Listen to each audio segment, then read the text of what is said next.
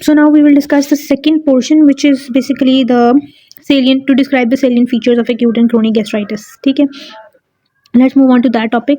तो यहाँ पर जी आपका गैस्ट्राइटिस का टॉपिक है गैस्ट्रोपैथी एंड एक्यूट गैस्ट्राइटिस। ठीक है, इसके अंदर पहले हम इसको जनरल पढ़ते हैं कि गैस्ट्राइटिस होता क्या है। मोस्ट कॉमनली जो गैस्ट्राइटिस की कॉज होती है ना, वो एच पाइलोराई होती है।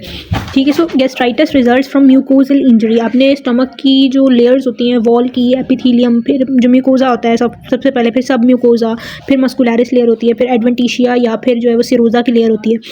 ठीक है, सो वो 4 लेयर्स हैं, उसमें से जो म्यूकोजल इंजरी होती है उसको हम गैस्ट्राइटिस कहते हैं। Basically when neutrophils are present the lesion is refer to as acute gastritis. मैंने आपको पहले पाइलोनेफ्राइटिस में भी बताया है कि जो एक्यूट चीज़ होती है ना, उसमें हमेशा न्यूट्रोफिल्स आते हैं एक्यूट इन्फेक्शन के अंदर। ये भी बैक्टीरियल इन्फेक्शन की वजह से होता है और इसमें भी एक्यूट अगर होगा तो न्यूट्रोफिल्स आएंगे। When cell injury and regeneration are present but inflammatory cells are rare or absent, तो फिर उसको हम गैस्ट्रोपैथी कहेंगे क्योंकि वहाँ इन्फ्लेमेशन नहीं हो रही, इन्फ्लेमेटरी सेल्स एब्सेंट होंगे, बट आपको सेल इंजरी नजर आ रही है, डैमेज हुआ है वहाँ पर, तो फिर उसको आप गैस्ट्रोपैथी कहेंगे। ठीक है, ये फर्क है गैस्ट्रोपैथी और गैस्ट्राइटिस के अंदर।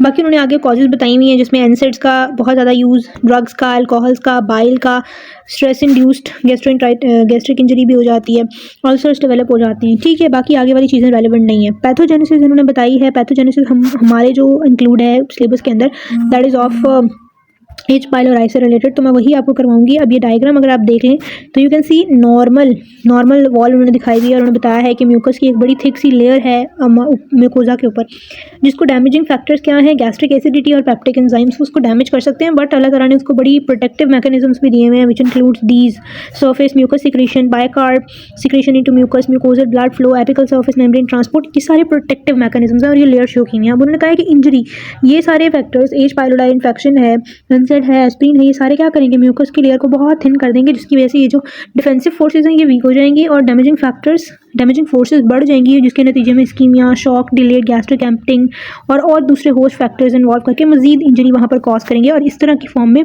वहाँ से एपिथीलियम गायब हो जाएगी, ख़त्म हो जाएगी। तो एपिथीलियम में जो ब्रीच होती है ना, उसी को हम बेसिकली अल्सर कहते हैं। तो फिर गैस्ट्रिक अल्सर डेवलप होता है। ठीक है, सो ये अल्सर की डायग्राम दिखाई हुई बेसिकली। अच्छा, अब हम आगे चलते हैं अपने एच पाइलोराई वाले टॉपिक की तरफ। ठीक है, ये है एच पाइलोराई गैस्ट्राइटिस।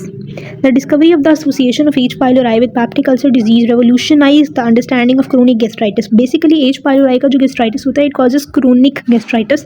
ये एक्यूट भी करता है बट ये लॉन्ग टर्म आपके वहाँ पर रहता है, स्टमक वॉल के अंदर, उसको इरिटेट करता रहता है ओवर टाइम। वहाँ से म्यूकोजा की जो लेयर है उसको ख़त्म करके वहाँ अल्सर बनाता है। अगर फिर भी ट्रीट ना किया जाए तो फिर ये स्टमक गैस्ट्रिक कार्सिनोमा की तरफ चला जाता है। ठीक है, These spiral shaped or curved bacilli, ये bacilli होते हैं gram negative bacilli, they are present in gastric biopsy specimen from almost all patients with duodenal ulcers and majority of those with gastric ulcers or chronic gastritis। ठीक है, तो ये चीज़ cause करता है।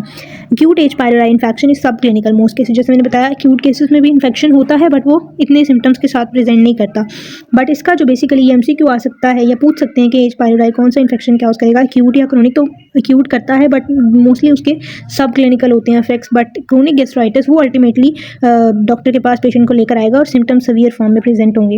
H pylori infection most ऑफली presents as an antral gastritis with increased acid production. Antrum आपको पता होगा, स्टमक के पार्ट्स आपने पढ़े हैं, there is a portion called antrum. Antral उसकी इन्फ्लेमेशन होगी, इंट्रल गैस्ट्राइटिस कहेंगे, और उसमें साथ increased HCl production, acid production होगी। द इंक्रीज्ड एसिड प्रोडक्शन में give rise to peptic ulcer disease of the duodenum और स्टमक। ठीक है, तो peptic ulcer disease broad term है, इसके अंदर ड्यूडेनल अल्सर भी आता है, गैस्ट्रिक अल्सर भी आता है। ठीक है, तो दोनों में किसी भी जगह का अल्सर कॉज कर सकता है। While in most cases H pylori gastritis is limited to the antrum, in some individuals it progresses to involve the gastric body and fundus, उनको भी कर लेता है, resulting in reduced parietal cell mass and acid secretion. अगर उन areas को involve करेगा तो आपने पढ़ा होगा फिजियोलॉजी के अंदर कौन से एरियाज ज़्यादा एसिड प्रोड्यूस करते हैं, जहाँ पर जो HCl प्रोड्यूसिंग सेल्स हैं वो ज़्यादा होते हैं और इन बॉडी में और फंडस में कम होते हैं, तो उसमें फिर कम हो जाती है acid secretion. Reduced acid output results in hypergastриnemia as an autoimmune atrophic gastritis। इसमें क्या होता है, गैस्ट्रिन का जो हार्मोन होता है जो आपकी गैस्ट्रिन सिक्रीशन को बढ़ाता है वो ब्लड में ज़्यादा हो जाता है, क्योंकि आपकी फूड डाइजेस्ट नहीं होगा। ठीक है, क्योंकि एसिड सिक्रीशन कम हो गई है, तो उसको बढ़ाने के लिए हमारी बॉडी गैस्ट्रिन सिक्रीट करेगी। ये भी फिजियोलॉजी में आपने रिसेंटली बात पढ़ी होगी। कि वहाँ पर जो है वो गैस्ट्रिन की प्रोडक्शन ज़्यादा हो जाती है जब आपने फूड डाइजेस्ट करना होता है। In addition extension of the gastritis to the gastric body and fundus results in intestinal metaplasia and increase risk of gastric cancer. ठीक है, तो जो वो gastrin in response to the low acid production release होगा वो ज़्यादा sales को stimulate करेगा, वहाँ पर इंटेस्टाइनल मेटाप्लेजिया कर सकता है, यानी सेल टाइप चेंज हो जाएगी कलमनर टू समथिंग एल्स, और गैस्ट्रिक कैंसर का भी रिस्क बढ़ जाएगा। एपिडेमियोलॉजी इंपॉर्टेंट नहीं है, इसमें न्यूमेरिक्स बताए हुए हैं कि इतने लोग कैंसर से मर गए, इतने लोग अल्सर हुआ, इतने लोग एच पायलोराई से इन्फेक्ट होते हैं, that is not important. Pathogenesis very very important, morphology important है। सो pathogenesis, H. pylori organisms have adapted to the ecological niche provided by gastric mucus. अब गैस्ट्रिक म्यूकस कोई आम चीज़ नहीं है, बड़ा थिक सा, बड़ा अलग सी कॉन्स्टिट्यूएंट्स से मिलकर बना होता है, वहाँ पर वो दे adapt themselves to live there. Although H. pylori may invade the gastric mucosa, the contribution of invasion to disease pathogenesis is not known. Four features are linked to H. pylori virulence. कि कौन सी चीज़ H. pylori के पास है जो infection उसको cause करने में मदद करती है। ठीक है, इन्वेड ये नहीं करता इतना ज़्यादा, कर सकता है बट करता नहीं है। डिजीज़ प्रोग्रेशन में इन्वेजन का इतना रोल नहीं है, उसकी बजाय जो अब आगे हम 4-5 चीज़ें पढ़ने लगे उनका रोल है। सबसे पहले फ्लैजेला। फ्लैजेला उसको क्या प्रोवाइड करती है, मोटिलिटी प्रोवाइड करती है to be motile and viscous mucus. तो इतना थिक म्यूकस के अंदर भी वो मोटाइल होता है, वो उसको फ्लैजेला प्रोवाइड करी होती है। यूरिएज क्या करता है, which generates ammonia from endogenous urea. जो हमारी बॉडी के अंदर सेल्स के अंदर यूरिया है उसको यूरिएज जो H. pylori का एंजाइम है वो उसको अमोनिया बना देता है, जो कि एक बेसिक कंपाउंड है जिसकी वजह से जो गैस्ट्रिक पीएच है वो बढ़ जाती है। नॉर्मली वो एसिडिक होती है, वो बेसिक की तरफ चली जाती है, और जिसकी वजह से वो जो बैक्टीरिया है वो उस एसिडिक एनवायरनमेंट की किलिंग से भी बच जाता है, क्योंकि वो वहाँ की पीएच को एसिडिक रहने नहीं दे रहा। उसके बाद जी नेक्स्ट पॉइंट है एडहेजन्स होते हैं which help it to adhere to the mucosa. ठीक है, और टॉक्सिन सिक्रीट करता है, जैसे कि such as that encoded by cytotoxin associated gene A. This is a gene that encodes for a toxin by H. pylori that may be involve in ulcer और cancer development. ठीक है, तो आपसे पूछा जा सकता है कि H. pylori is important in the progression of cancer, gastric cancer. So yes, it is important. Gastric cancer भी duodenal cancers भी कर सकता है, क्योंकि ये duodenal ulcers भी cause करता है। These factors allow H. pylori to create an imbalance between gastroduodenal mucosal defenses, और जो forces, defensive forces हैं उनके दरमियान imbalance होगा और अल्सर बनेगा। ठीक है, ये हमारी पैथोजेनेसिस हो गई, ये भी इंपॉर्टेंट थी। मॉर्फोलॉजी है, ये भी इंपॉर्टेंट है। अच्छा जी, gastric biopsy specimen generally demonstrate H. pylori infected individuals. हम उनकी गैस्ट्रिक बायोप्सी कराते हैं जिनमें सस्पेक्शन हो। पहले हम कल्चर कराएंगे, फिर हम बायोप्सी कराते हैं जब हमें अल्सर का या कार्सिनोमा का सस्पिशन हो। The organism is concentrated within mucus overlying epithelial cells in the surface and neck region. The inflammatory reaction includes a variable number of neutrophils within the lamina propria, including some that cross the basement membrane to assume an intraepithelial localization. यानी कि कुछ वैसे sales आपके lamina propria के अंदर, inflammatory cells which are neutrophils basically वो रहते हैं, वहाँ कंसनट्रेट होते हैं, बट कुछ सेल्स आपके बेसमेंट मेम्ब्रेन को क्रॉस करते हैं, एपिथेलियम से नीचे चले जाते हैं और वहाँ पर जो है वो बैठ जाते हैं। and accumulate in the lumen of gastric pits to create pit abscesses. ये भी abscess बनाएगा. The superficial lamina propria includes large number of plasma cells, often clusters or sheets, as well as increased number of lymphocytes and macrophages. Acute infection में neutrophils आएंगे, फिर चूंकि ये chronic gastritis cause करता है वहाँ लिम्फोसाइट्स, मैक्रोफेजेस, ये सारे सेल्स आ जाएंगे.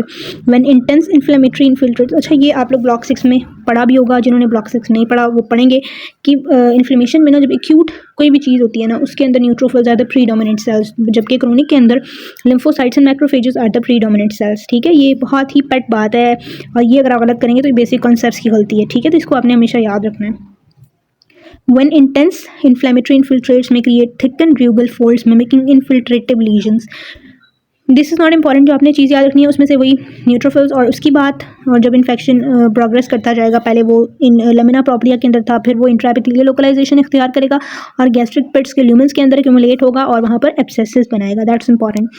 उसके बाद जी lymphoid aggregates, some with germinal centers, are frequently present and represent an induced form of mucosa associated lymphoid tissue that is normally basically present in your whole of the GIT.